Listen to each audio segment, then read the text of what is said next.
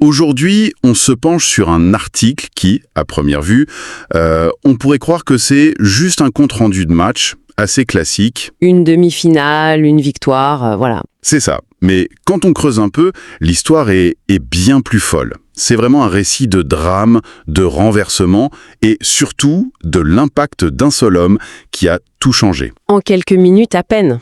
Exactement.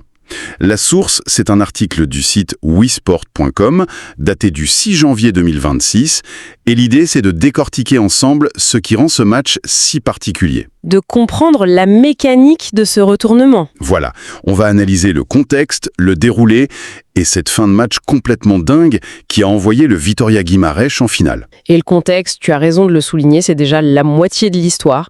On a tous les ingrédients d'un scénario qu'on adore dans le sport, hein. Le fameux David contre Goliath. Exactement. Le grand favori, le Sporting, un des 3 grands du Portugal, qui joue chez lui, dans son stade, face au Vitória Guimarães, une bonne équipe, 6e du championnat, mais qui n'a pas du tout le même statut. Donc, sur le papier, il n'y a pas photo. Ben non, la tension est là. On s'attend à une domination du Sporting, mais on garde toujours cette petite étincelle, cette magie des matchs de coupe, où tout peut arriver. Justement, parlons de cette statue d'outsider, parce que l'article nous le rappelle bien, cette équipe de Guimarães, elle n'est pas là par hasard. Ah non, et c'est ça qui est fascinant. Ce n'est pas un coup de chance. Pour se qualifier, pour arriver en demi-finale, ils ont déjà dû éliminer un autre monstre. Le FC Porto. Le FC Porto. Et pas n'importe comment. Ils sont allés gagner 3-1 à l'extérieur au Estádio do Dragão. Ah oui, c'est un message fort ça. Mais c'est plus qu'un message. Ça change tout dans les têtes. Psychologiquement, cette équipe sait qu'elle peut le faire. Ce n'est plus juste un espoir, c'est une certitude. Ils ont déjà regardé un géant dans les yeux, chez lui, et l'ont fait tomber. Donc, quand ils arrivent à Lisbonne pour affronter le Sporting, ils n'arrivent pas en victime. Pas du tout. Ils arrivent avec ce que l'article appelle un statut de tombeur de géants. La question, ce n'est plus est-ce qu'ils peuvent le faire, mais plutôt est-ce qu'ils peuvent le refaire. C'est une pression complètement différente. Pour eux, comme pour le Sporting d'ailleurs, qui est prévenu. L'effet de surprise est moins grand. Exactement. Pour le Sporting, le message est clair. Attention, danger. Et pour Guimarães, c'est une confiance énorme. Mais c'est un piège aussi, parce que le Sporting sait qu'il doit être sérieux. Et d'ailleurs, c'est ce qui se passe pendant une très très longue partie du match. Oui, le scénario attendu se met vite en place. Le Sporting, chez lui, pousse, et ça ne traîne pas. Non. L'article dit qu'ils ouvrent le score dès la 13e minute. On se dit, bon voilà, la logique est respectée, la machine est lancée. Et pour Guimarães, c'est un coup sur la tête. Psychologiquement, c'est le pire scénario possible. Encaisser un but sitôt. Sitôt, à l'extérieur, contre le favori, ça valide le rapport de force et ça les oblige à se découvrir. Et pendant plus d'1 heure de jeu, le Vitória est mené. Bah, c'est long, 1 heure de jeu. C'est une éternité. Tu imagines le combat mental? Il faut rester concentré, ne pas en prendre un deuxième qui tuerait le match, et en même temps trouver les ressources pour revenir. Chaque minute qui passe rend la tâche encore plus herculéenne. Et le stade qui pousse, j'imagine. Pour les joueurs de Guimarães, le temps doit défiler à une vitesse folle. On se dirige tout droit vers la défaite honorable. C'est ça, le match où, à la fin, tout le monde dit « Ils se sont bien battus, ils n'ont pas démérité, mais le plus fort a gagné ». Tout est en place pour cette conclusion. Le Sporting gère, Guimarães court après le ballon. Et après le temps, on est dans un schéma tactique classique, sauf que il y a ce moment de bascule. On arrive à la 78e minute. Le score est toujours de 1-0. Et là, un nom apparaît sur le bord du terrain, prêt à entrer. Allione Ndoye. L'homme du match, sans le savoir encore. L'article nous le présente, un attaquant sénégalais, 24 ans. Et on a l'impression que c'est là que le film change complètement de genre en fait. Complètement. Et il faut bien comprendre ce que ça veut dire ce changement, à ce moment précis du match. Il reste 12 minutes. 12 minutes, ton équipe perd 1-0. C'est une situation très particulière pour un attaquant qui rentre. Une pression énorme. Énorme, oui. Tu es le joker, celui qui est censé apporter le déclic.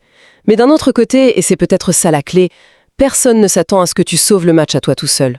C'est presque mission impossible. C'est le coup de poker de l'entraîneur, quoi. C'est plus que ça. C'est souvent un changement tactique mûri. On peut imaginer que l'entraîneur a vu que la défense du Sporting commençait à fatiguer. Après presque 80 minutes à contrôler. Voilà.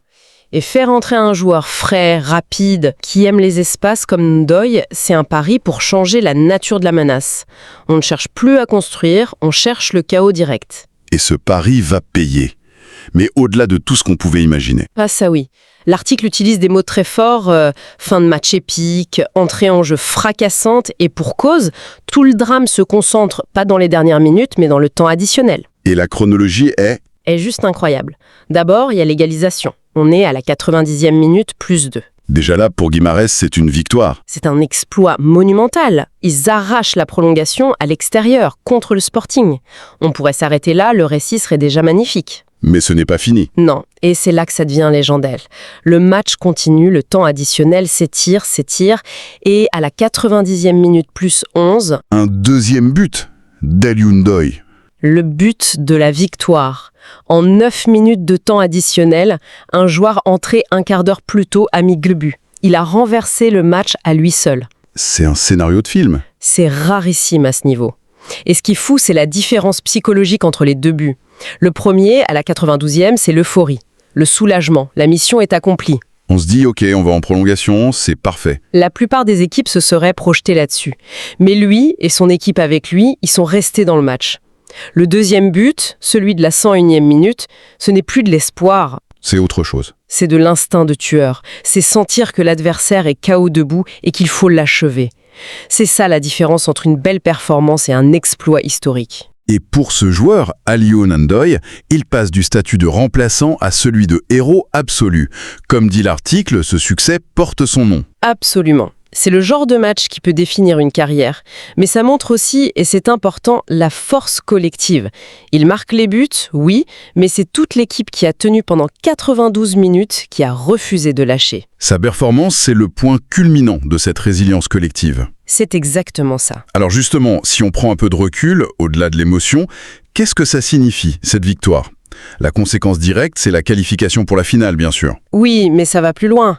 Si tu relis ce match à la victoire contre Porto, un schéma se dessine. D'accord. Le Vitória Guimarães n'est plus un simple outsider chanceux, en battant coup sur coup 2 des 3 plus grands clubs du pays, et à chaque fois chez eux, Il s'affirme. ils s'affirment comme une équipe redoutable, une vraie spécialiste des coupes. Ils ont développé un savoir-faire pour faire déjouer les favoris dans des contextes hostiles. C'est une identité forte qui se crée. On pourrait presque se demander si cette équipe n'est pas mieux armée pour ces matchs couperets que pour le marathon du championnat. C'est une excellente question. Certaines équipes ont cet ADN de coupe. Elles sont bâties pour la haute intensité, pour les scénarios à élimination directe. La force mentale, la capacité à saisir l'instant, c'est plus important que la régularité sur 38 journées. Et ce parcours en est l'illustration parfaite. Parfaite. Ils ont prouvé qu'en 90 ou plutôt en 101 minutes, ils pouvaient battre n'importe qui, n'importe où. Et l'article se projette déjà sur la suite. En finale, ce sera le vainqueur de l'autre demi, entre Benfica et Braga. Ce qui est presque poétique. Comment ça ? Ce qui ressort de cette source, ce n'est pas juste un score. C'est une histoire parfaite de persévérance. C'est la magie du foot, où toute une logique construite pendant 80 minutes peut être anéantie en un claquement de doigts. Et ça nous rappelle une vérité fondamentale du sport. Un match n'est jamais terminé. Ça sonne comme un cliché, mais ce genre de scénario lui donne tout son sens. C'est vrai. Ça montre que le mental, la capacité à rester branché jusqu'à la dernière seconde, c'est aussi important, sinon plus que la tactique. Le récit qui semblait écrit a été déchiré et réécrit en 9 minutes. C'est fascinant. L'article se concentre, et c'est logique, sur l'exploit de Guimarães et de son héros. Mais si on retourne le miroir, je me demande ce qui se passe dans la tête des joueurs du Sporting. C'est l'autre face de la médaille et elle est tout aussi instructive. On peut analyser leur défaite de 2 manières. Soit on se dit qu'ils sont tombés sur un adversaire en état de grâce, sur un joueur qui a fait le match de sa vie. Et qu'il n'y avait rien à faire, c'est la version qui préserve l'ego. C'est l'explication la plus simple, oui. Soit Soit, on se demande comment une équipe de ce calibre, qui mène 1-0 à domicile à l'approche du temps additionnel, peut s'effondrer de façon aussi spectaculaire.